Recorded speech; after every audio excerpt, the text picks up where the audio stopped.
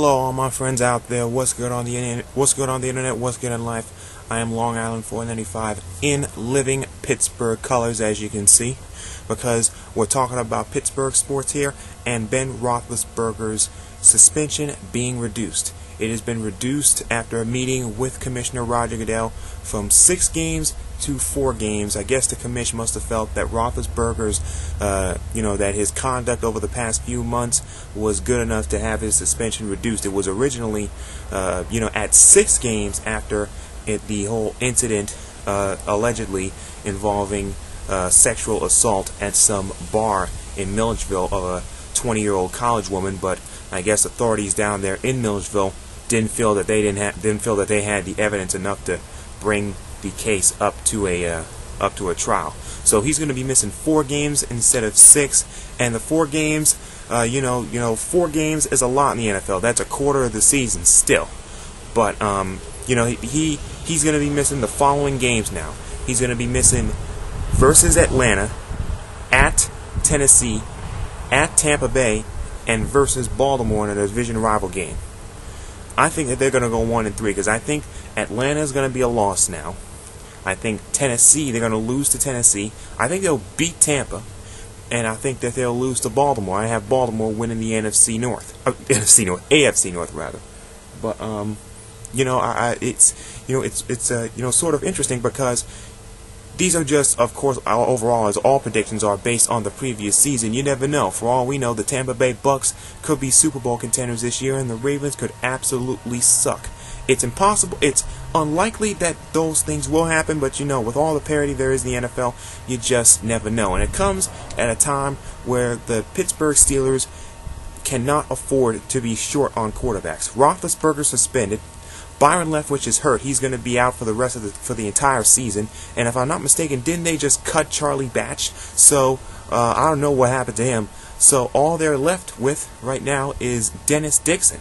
And the best case scenario, obviously, for Pittsburgh Steelers fans is that Dennis Dixon in these first 4 games turns out to be what Ben Roethlisberger turned out to be in 2004. Remember, they were in the same exact scenario, granted not for the whole year, but they were in this situation back in 2004, I remember, when they had Tommy Maddox at quarterback. I don't know what the heck he is doing right now. Maybe he's selling cars someplace. But, they were in this situation in 2004 where Tommy Maddox went down and they brought in this kid Roethlisberger, and everybody was saying, oh, this guy's unproven. And what happens? He wins like 12 or 13 or 14 consecutive games, and he gets out.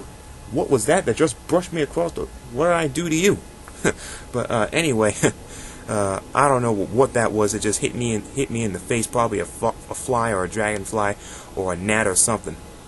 I don't know what I did to them. But anyway, they brought in Ben Roethlisberger, and he won like 12 or 13 or 14 consecutive games. Got the Steelers all the way to the AFC Championship game against the eventual Super Bowl champion New England Patriots, and ever since then he's been able to roll off 2 Super Bowls, even though he was not the I don't think he was the MVP for either one of those Super Bowls that he played. But last time I checked, 2 Super Bowls is 1 more than Peyton Manning, and Peyton Manning is going into the Hall of Fame on the first ballot. And he's only 1 behind Tom Brady, obviously, who's also going into the Hall of Fame. So for a young 27, 28-year-old quarterback, Roethlisberger has had a rather impressive career for one of the flagship franchises in all of the NFL. Hopefully, hopefully more the headlines that we hear about Ben Roethlisberger, because he's had these types of problems before, as I've documented, as I've talked about in other videos. Hopefully, in the future, we'll be hearing more about Ben Roethlisberger, what he does on the football field, throwing for 3 touchdowns a game and over 200-something yards, and hopefully we'll be hearing less about his exploits off the field, whether it's involved. Just stay off motorcycles and stay out of clubs. If you're gonna find people and try and sexually assault them in bathrooms, just stay out of there and keep yourself clean. So that's all I got to say about the whole Ben Roethlisberger story. Again, his suspension has been reduced from 6 games to 4 games. His team of lawyers and I guess his people tried to actually get that suspension lowered from from 6 games to even 3 games. I imagine some of that could have been at the request of the commissioner, or rather, at the request of the commissioner, at the request of the Steelers themselves, because remember, they got that big game coming up in Week 4 versus the Baltimore Ravens, and they do not want to miss that for the world. So that's what I got to say. That's a little bit on the Ben Roethlisberger story. Again, reduced from 6 games to 4. What do you think about this? Was the original suspension too much? Was it enough?